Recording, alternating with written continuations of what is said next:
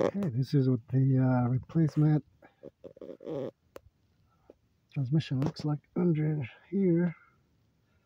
I just got to removing the filter, the pan. So let's take a look at the adjustment screws here. So where is it? Right here. Okay.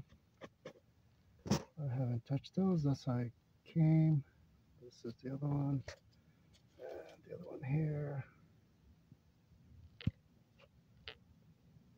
So it looks like there. And let's see this one here.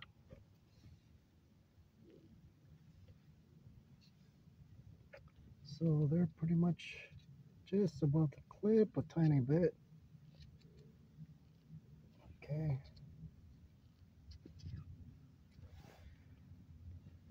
Alright, we're not gonna move anything. So let me see. Get this in here.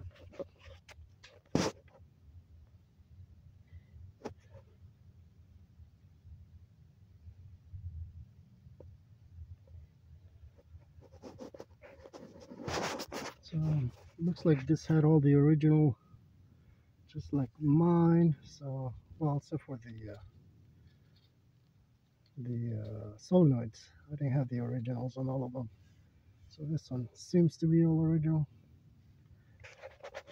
So I'm gonna keep doing here.